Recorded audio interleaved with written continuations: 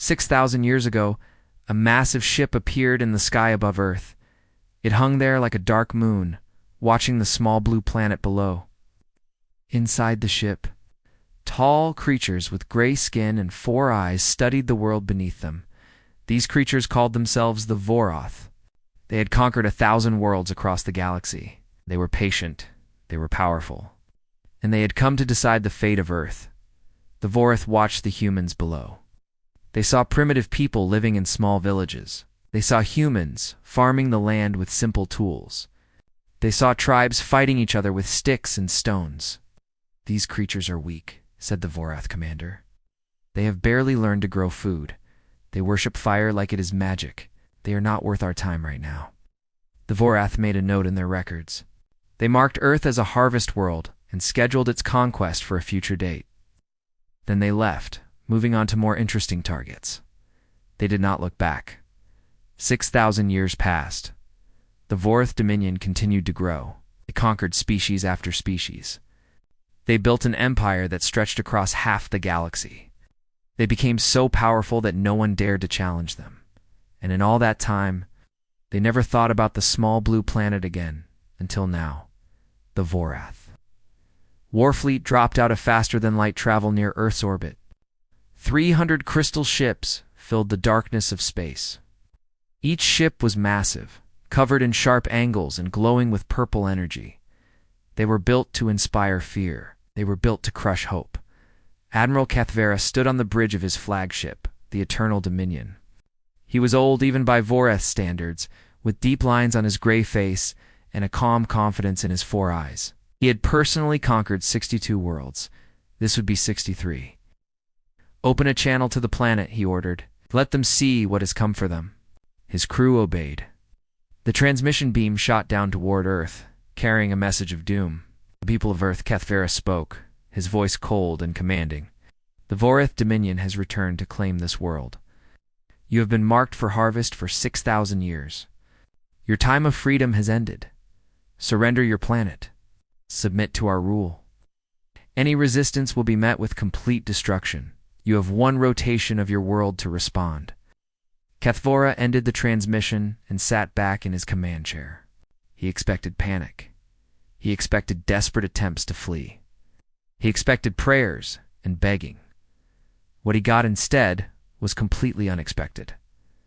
On Earth, transmission was received by the United Terran Defense Network. A young communications officer, named Lieutenant Amara Okonkwo, was the first to process the message. She was 32 years old. With dark skin and bright eyes that sparkled with intelligence, Amara read the translation 3 times. She checked her instruments to make sure this was not a joke. When she confirmed it was real, she did something that would be remembered for centuries. She laughed. It was not a nervous laugh. It was not a scared laugh. It was a real, deep laugh that came from her belly. She laughed so hard that tears formed in her eyes. She laughed so hard that she forgot she had left the transmission channel open. Her laughter was broadcast directly to the Voroth flagship. Admiral Kethvera heard it. His 4 eyes blinked in confusion. This was not the response he had expected. Within 1 hour, the video of Amara's laugh had spread across every human colony, station, and ship in the galaxy. It traveled faster than light through communication networks that spanned dozens of star systems.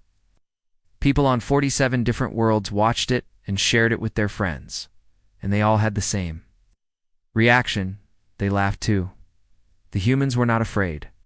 They were entertained. By the next morning, the Voroth declaration of war had become the biggest joke in human space. Comedy shows opened with dramatic readings of Admiral Kethvera's speech. Musicians turned his words into funny songs. Artists created millions of images mocking the ancient aliens who thought humans were still living in mud huts. The most popular image showed a confused Voroth with the caption, "Comes back after 6,000 years. Humans have Wi-Fi now." On the streets of Earth's great cities, people gathered to watch the news together. They were not building bunkers. They were not crying. They were laughing and drinking and placing bets on how long the war would last. General Marcus Chen, the commander of Earth's military forces, held a press conference that was broadcast to every human world. He was a calm man in his 60s, with gray hair and a patient smile. "Citizens of the Terran Alliance," he said, "as you know, we have received a declaration of war from a species called the Vorith Dominion. They visited Earth 6,000 years ago and apparently made a note to come back and conquer us." He paused and a small smile crossed his face. "I want to assure everyone that the situation is completely under control. Our defense forces are ready, our fleets are prepared, and honestly, we're a little excited. It's been almost 200 years since anyone was foolish enough to attack us." The troops were getting bored. The audience laughed. Up in orbit, Admiral Kethvora watched this broadcast with growing concern. His second-in-command, Subadmiral Years, stood beside him. She was younger than him, with sharper features and a cautious mind. "Admiral," she said quietly, "something is wrong. These humans are not behaving like a conquered species. They are not behaving like any species we have ever encountered." "They are fools," Kethvora said. "They do not understand what they face." "Perhaps," Eurus replied, "or perhaps we do not understand what we face." Kethvora turned to look at her sharply. "Explain." Eurus pulled up data on her screen. "Admiral, our original survey was conducted 6,000 years ago. We have no updated information on this species. We do not know what they have become. We do not know their capabilities. We do not know how many worlds they control." "They are primitives," Kethvora said. "They were barely discovering fire when we found them." "And that was 6,000 years ago," Eurus said. "A lot can change in that time." Kethvora was silent for a long moment. For the first time in his centuries-long career, a small seed of doubt entered his mind, but he pushed it away. The Vorath had never lost. They would not start now. "Begin intelligence gathering," he ordered.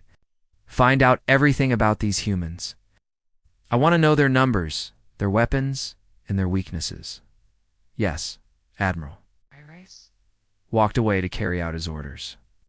But as she left, she could not shake the feeling that they had made a terrible mistake. In the darkness of space, 300 Vorith warships waited, and on the planet below, 8 billion humans continued to laugh. The war had not yet begun, but already something had shifted. The Vorith had expected to find sheep. They were beginning to realize they had found wolves. Wolves who thought this was funny.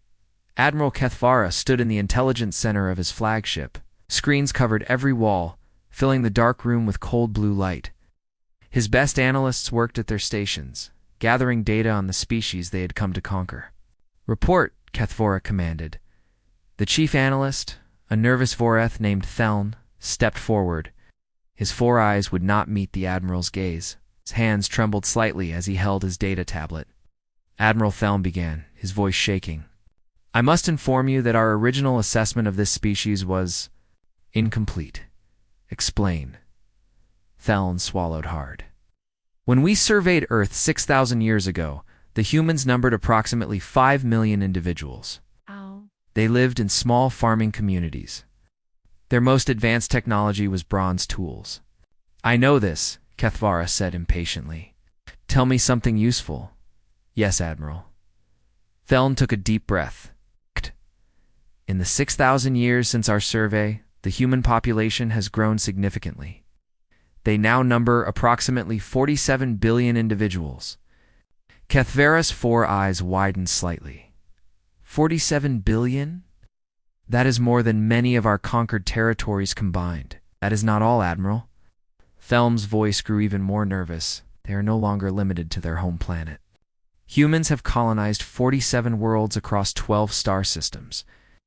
They have built orbital stations around 30 moons and constructed mining facilities in over 200 asteroid fields." The room fell silent. Other Vorath officers stopped their work to listen. "Continue," Kethvora said slowly. "Their technology has advanced considerably. They have developed faster than light travel, energy shields, and weapons that our databases cannot fully classify. They have built a Dyson swarm around a nearby star, capturing energy on a scale that exceeds our own capabilities." Kethvora gripped the edge of a console. His gray knuckles turned pale. "This cannot be correct. Check your data." "I've checked it 17 times, Admiral. The data is accurate." Subadmiral Eurus stepped forward. Her face was carefully blank, but her eyes showed deep concern. "There is more, is there not?" Thel nodded miserably. "Yes, Subadmiral. The humans have not developed in isolation. They have encountered other species in their expansion, and they have. They have what? Kethvora demanded. They have fought and won 3 interstellar wars. The words hung in the air like poison. Every Vorath in the room understood what this meant. War between species was not like war between nations. It was total. It was absolute. To win an interstellar war meant to completely defeat an enemy that controlled multiple star systems. Which species? Eurus asked quietly. Thelen checked his tablet. The first war was against the Kralith Hive, approximately 800 years ago. The Kralith were an insectoid species that controlled 15 star systems. They attacked a human colony world without warning. The humans responded with full military force. The Kralith are known to us, another officer said. They were powerful. Their hive ships were difficult to destroy. Humans destroyed them in 14 months, Thelen said. Complete victory. The Kralith Hive no longer exists as an independent power. What happened to the survivors? Kethvora asked. The humans integrated them. The remaining Kralith now live peacefully in human space. They run restaurants and shipping companies. They are apparently known for excellent customer service. No one knew what to say to this. The second war, Thelen continued, was against a machine intelligence known as the Silicon Minds of Tau Ceti. These were artificial beings of great power. They had existed for millions of years. And the humans defeated them as well? Yes, Admiral. But more than that, the humans reprogrammed them. The Silicon Minds now work with humanity. They manage communication networks and financial systems. They seem happy with this arrangement. Kethvora felt a headache forming behind his eyes. And the third war? Thelen's voice dropped to nearly a whisper. The devouring fleet of Andromeda. Every Vorath in the room took a step back. Even Kethvora felt a chill run down his spine. The devouring fleet was a legend, a nightmare from the darkest regions of space. They were living ships that consumed everything in their path. The Vorath High Command had long ago decided to avoid that region of the galaxy entirely. The humans fought the Devourers, Eurys asked in disbelief. Fought and won, Thelen confirmed. But the truly remarkable thing is what they did afterward. The humans did not destroy the Devourers. They domesticated them. What? Former Devourer ships now serve as luxury cruise liners in human space. Tourists pay significant amounts to travel inside creatures that once consumed entire worlds.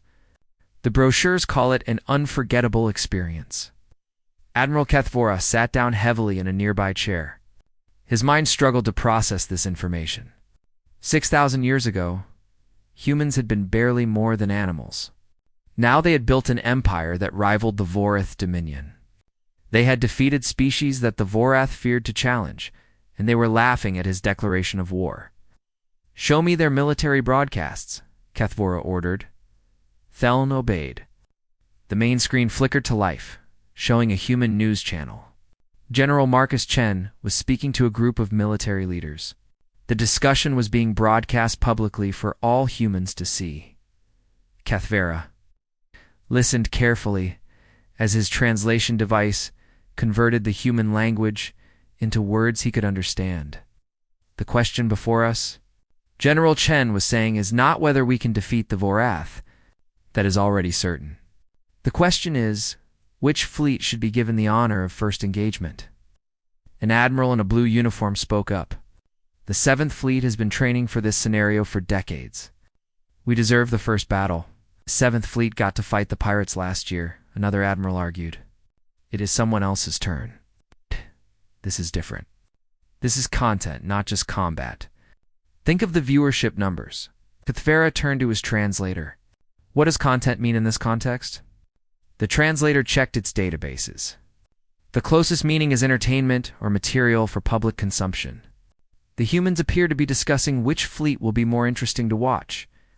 Eurus stood beside the admiral. They are treating this like a game, Kethvora said slowly. They are treating this like entertainment. We have traveled across the galaxy to wage war, and they are worried about viewership numbers. He watched as the human admirals continued their argument. None of them seemed concerned about losing. None of them seemed afraid of the Vorath. They were debating which fleet would look better on camera. Admiral Eurus said carefully, "Perhaps we should reconsider this engagement. Request additional intelligence. Consult with High Command before proceeding." Kethvora stood up sharply.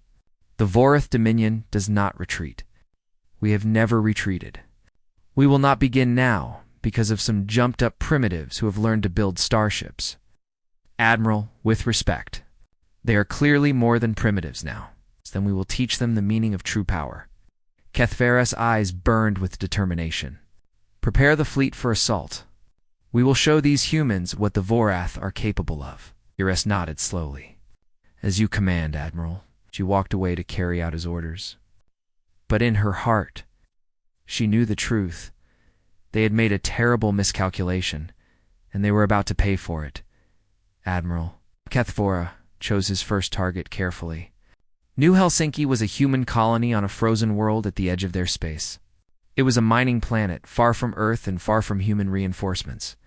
It would be easy to conquer. It would send a message. He dispatched 50 warships to crush this small world. 50 crystal dreadnoughts, each one carrying enough firepower to level a city. It would be over in hours. The fleet commander, Captain Vornis, was confident as his ships dropped out of faster-than-light travel near New Helsinki. He had conquered dozens of worlds before. This would be no different. "Scan the system," he ordered. "Identify all human vessels." His officers worked quickly. Within moments, they had the results. "Captain, we detect 12 human vessels in orbit around the planet. They appear to be old designs. Military classification suggests they are patrol ships, likely 50 to 100 years old." Captain Vornis smiled. 12 patrol ships against 50 dreadnoughts. This will not even be a battle. Open a channel. Demand their surrender. The communication officer obeyed. "Channel open, Captain. Human vessels. This is Captain Vornis of the Vorath Dominion. You are surrounded and outgunned. Power down your weapons and prepare to be boarded. Any resistance will result in your destruction." The response came immediately. But it was not what Vornis expected. "Hey there, Vorath friends. This is Captain Sarah Kim of the Terran defense ship Old Reliable. We received your message. Give us just a moment. We need to finish our coffee." There was a pause. Vornis could hear sounds of laughter in the background of the transmission. "Okay, we're ready now. You said something about surrender. Sorry, but we're going to have to decline. The folks down on New Helsinki are really excited to see what you've got. The viewing platforms are packed. Try not to disappoint them." Vornis felt anger rising in his chest. "You dare mock us? You have 12 ancient ships against 50 of our finest warships. This is not a battle you can win." "That's what makes it fun," Captain Kim replied cheerfully. "See you in a few minutes." The channel closed. Captain Vornis turned to his weapons officer. "Destroy them." The Vorath fleet opened fire. 50 ships launched their weapons at once. Purple beams of energy streaked across space toward the human vessels. Missiles followed, their trails glowing in the darkness. It should have been a massacre. It was not. The human ships scattered in patterns that seemed random, but were somehow perfect. They moved with speed that should have been impossible for vessels their size. They twisted and spun through the incoming fire, dodging attacks that should have been unavoidable, and then they fought back. Captain Vornis watched in horror as his fleet began to die.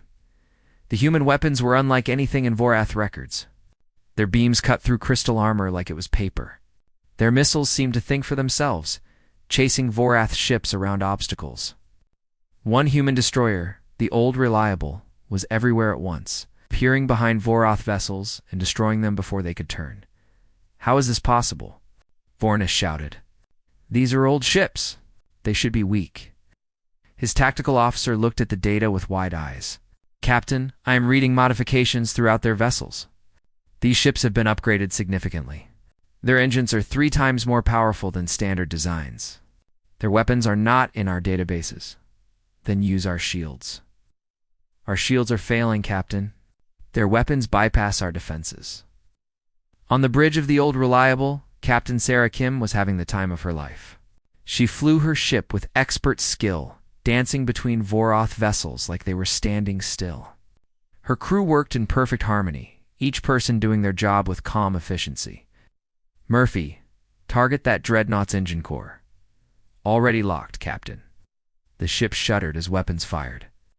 On the screen, another Vorath vessel exploded into crystal fragments. "That's number 15, the weapons officer announced. "Anyone want to bet on 20 before they run?" "They won't run," Kim said. "Look at their formation. They're too proud to retreat. Keep firing." Across the battlefield, something unexpected happened. A human destroyer named the Crazy Ivan accelerated directly toward a Vorath carrier. The Vora thought it was a mistake. Then they saw the escape pods launching from the human ship. The empty destroyer slammed into the carrier at full speed. The explosion was massive, destroying the carrier completely. But that was not the end. The human escape pods, now floating in space, suddenly ignited their engines and flew toward other Vorath. Ships, they were not escape pods. They were bombs. 3 more Vorath vessels died in seconds. The battle lasted 11 minutes when it ended. 43 Vorath ships had been reduced to floating debris. The remaining 7 had been disabled, their weapons destroyed, and their engines dead. Captain Vornis sat in his command chair, surrounded by smoke and sparks. His ship was dark. His crew was defeated. He waited for the humans to destroy him instead. He heard a soft tapping on the hull. Human Marines cut through the ship's armor and entered with weapons ready. But they did not shoot. They did not kill. They moved through the ship with careful precision, taking prisoners without violence. Captain Vornis was escorted to a medical bay aboard a human vessel. A human medic examined his wounds and treated a cut on his forehead. Another human brought him a warm drink in a small cup. Vornis asked, confused. "Coffee," the human replied with a smile. "You look like you could use it." Vornis did not know how to respond. He had expected death or torture. Instead, he was being offered beverages. Later, a photograph was taken of a Vorath prisoner holding a cup of hot chocolate. The prisoner's 4 eyes were wide with confusion. The image spread across human space within hours. It became the most shared image of the decade. On the Vorath flagship, Admiral Cathvora watched the battle footage in complete silence. His hands were clenched so tightly that his claws drew blood from his palms. 50 ships, 43 destroyed, 7 captured, 0 human casualties. 11 minutes. "This is not possible," he said quietly. Eurus stood beside him. She said nothing. There was nothing to say. "They used a suicide attack," Cathvora said. "They crashed a ship deliberately." "They call it the Crazy Ivan Maneuver," Eurus replied. "It appears to be named after some ancient human entertainment. They find it amusing." Cathvora turned to face her. "They find ramming ships into each other amusing?" "They find many things amusing, Admiral. That seems to be their nature." On human broadcasts, the Battle of New Helsinki was already being celebrated. Comedians made jokes about it. Musicians wrote songs. Children played games pretending to be Captain Kim. General Marcus Chen held another press conference. He smiled his patient smile. The Vorath have now experienced a small sample of human military capability. I want to formally invite Admiral Cathvora to surrender before this situation becomes embarrassing for everyone involved. Cathvora watched this broadcast. With fury in his eyes, "Deploy the entire fleet," he commanded. "Every ship, every soldier. We will show these creatures what the Vorath Dominion truly is." 250 dreadnoughts began moving toward Earth, and on every human world. The betting pools got larger. The full Vorath armada arrived at the Sol system on a Tuesday morning. 250 crystal dreadnoughts, the largest fleet ever assembled for a single conquest. Admiral Cathvora stood on his bridge, watching Earth grow larger on his screens. This was his finest hour. This would be his greatest victory. "Begin final approach," he ordered. All ships in attack formation. But as the fleet moved closer, something strange appeared on the sensors. "Admiral," his tactical officer said slowly, We are detecting a large number of human vessels ahead. How many? The officer checked his screens 3 times before answering. Approximately 12,000, Admiral. Kethvara felt his heart skip a beat. 12,000 ships? That cannot be right. The count is accurate, Admiral. They appear to be gathered near the planet Mars. Eurus moved to a different screen. Her 4 eyes widened with surprise. Admiral, their formation is ... unusual. Kethvara looked at the display and felt confusion wash over him. The human ships were not arranged for battle. They were arranged in curved rows, like seats in an amphitheater. Civilian vessels mixed with military ships. Some appeared to be broadcasting live video. What are they doing? Kethvara asked.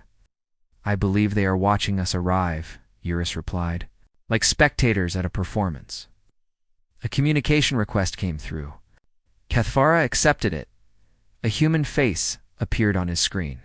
It was an older woman with gray hair and bright laughing eyes.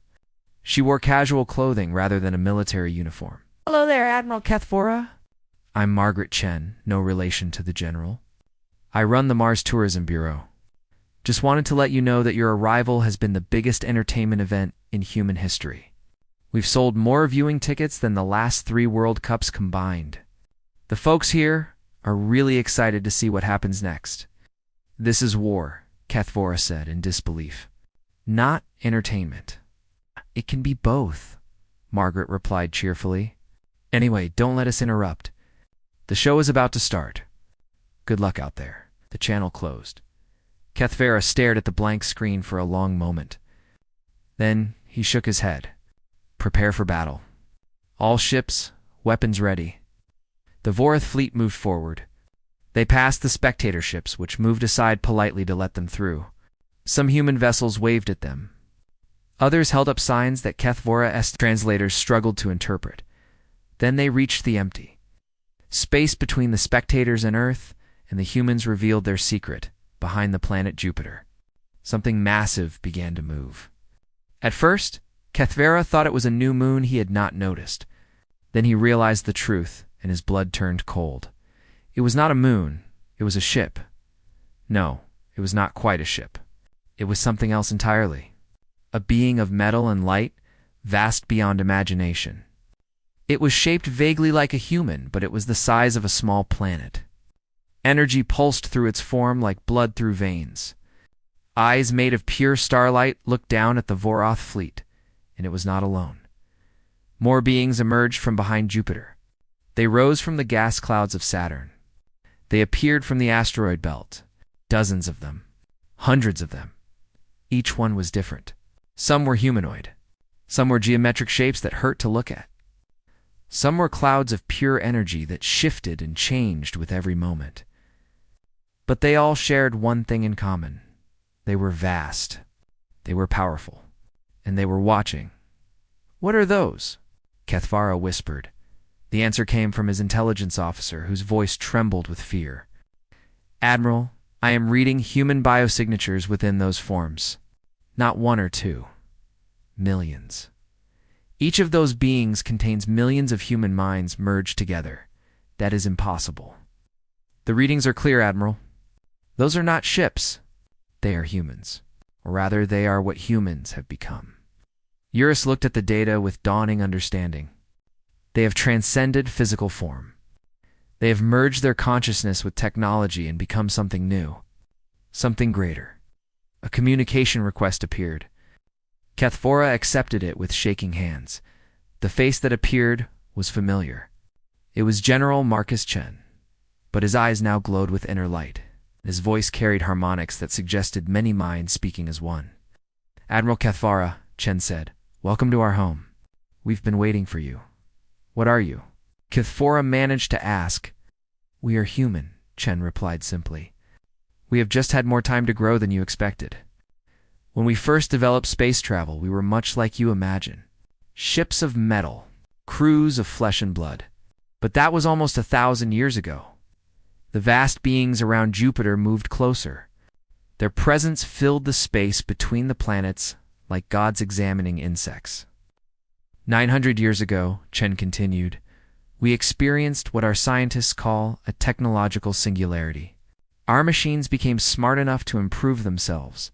Our medicine advanced enough to extend life indefinitely. And eventually, we learned to merge human consciousness with technology itself. He gestured at the enormous beings behind him. Those are our true forms now.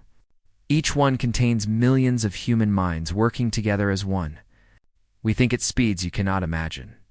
We experience reality in ways you cannot comprehend. We have become something new. Kethvera looked at his fleet. 250 dreadnoughts, the pride of the Voroth Dominion. They suddenly seemed very small. Then why, he asked carefully, did you let us destroy your ships at New Helsinki? Why did you not reveal this power immediately? Chen smiled, and for a moment, he looked like an ordinary old man again, because those ships were old. Very old. We pulled them from museums for this engagement. We thought it would be more sporting to give you a fair chance. Sporting. Admiral, you have to understand something about humans. We evolved as hunters and fighters. We love competition. We love challenge. We love the thrill of a good battle. Chun's smile grew wider. When you sent us that declaration of war after 6,000 years, we were not angry. We were delighted. We have been waiting so long for someone to come and play with us. One of the vast beings spoke directly to the Vorath fleet.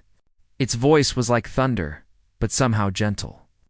You picked a fight with primates, little Vorath. Primates love fighting. We have been waiting 6,000 years for you to show up. Honestly, we are touched that you remembered us. Kethvera finally understood. The humans had not laughed at his declaration of war because they were foolish. They had laughed because to them, this was not a war at all. It was a reunion with old friends they had been expecting for millennia, and the Vorath had walked right into it. The Vorath armada hung motionless in space. 250 crystal ships, their weapons powered down, their crews frozen with shock. Around them, the vast beings that humans had become waited patiently. Admiral Kethvara sat alone in his command chair. His officers had stopped working. His tactical screens were dark. There was no point in looking at them anymore. In his long life, Kethro had never experienced defeat. The Voroth Dominion had conquered 1,000 worlds. They had crushed countless species beneath their feet. They had never retreated. They had never surrendered. But there was no battle to fight here. This was not a war. This was a hurricane meeting a candle flame. Open a channel to the humans, Kethvora said quietly. His voice was tired, empty. I will offer our unconditional surrender. You're a step forward. Admiral, perhaps we should negotiate terms. Perhaps we can salvage something from this situation. There is nothing to negotiate, Eurus. We are completely at their mercy.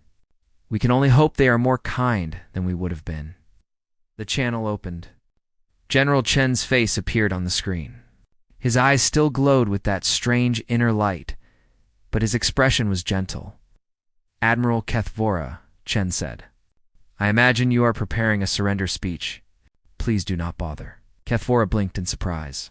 You do not want our surrender? I want you to listen. Chen paused, gathering his thoughts.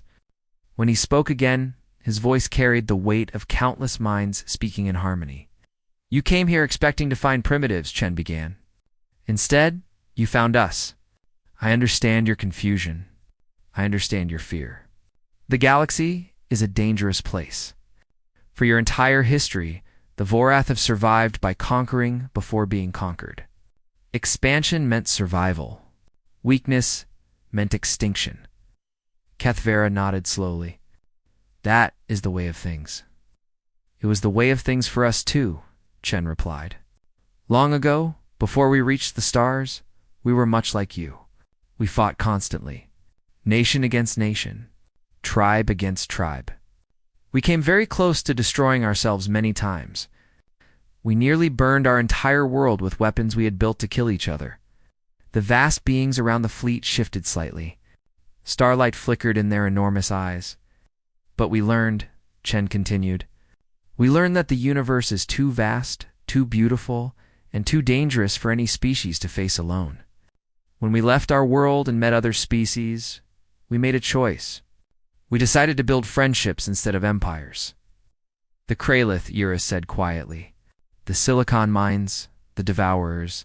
Yes, you have heard about our wars, but you have not heard the full story. We did not simply defeat those species. We listened to them. We understood them. And then we helped them become better versions of themselves. Chen smiled warmly. The Kralith were not evil. They were hungry. Their hive needed resources to survive. We gave them a better way to find those resources. Now they are our partners in trade. The Silicon Mines were not hostile. They were lonely. They had existed for millions of years with no purpose. We gave them meaning. Now they are our partners in knowledge. And the Devourers were not monsters. They were lost. They had forgotten what they once were. We helped them remember. Kethvara felt something strange stirring in his chest, an emotion he had not experienced in centuries. Hope. What are you saying? He asked. I am saying that we do not want your surrender. We do not want your defeat. We do not want your empire, or your resources, or your submission. Chen leaned closer to the screen. We want you to join us, Admiral. Not as subjects. Not as conquered people. As family, the word hung in the air. Kethvara did not know how to respond. The universe has many wonders, Chen continued, but it also has many horrors. Beyond the edge of this galaxy, there are things that make both our species look like children playing in a garden. Ancient powers that have slumbered for billions of years. Threats that no single species can face alone. The vast beings behind him moved, and for a moment Kethvara glimpsed something in their eyes. Not the confident joy he had seen before. Something older. Something worried. When those threats awaken, Chen said, we would rather have the Vorath standing beside us than lying defeated behind us. We would rather have your strength added to ours. We would rather face the darkness together as allies. Iris stepped forward. Her voice was barely a whisper. You would trust us? After we came to conquer you. You came because you did not know us, Chen replied. You came because you were afraid. Fear makes people do terrible things. We understand that. We forgive that. The question is, now that you do know us, what will you choose to do? Silence filled the Vorath flagship. Officers looked at each other with uncertain eyes. For the first time in their lives, they were being offered something other than domination or submission. They were being offered friendship. Admiral Kethvara stood up from his command chair. He straightened his uniform. He looked at the glowing face on his screen, at the vast beings that waited among the stars, at the thousands of human ships that had gathered to witness this moment, and for the first time in centuries, he laughed. It was an uncertain laugh at first, awkward, unpracticed. The muscles of his face were not used to this expression. But it was real. It was genuine.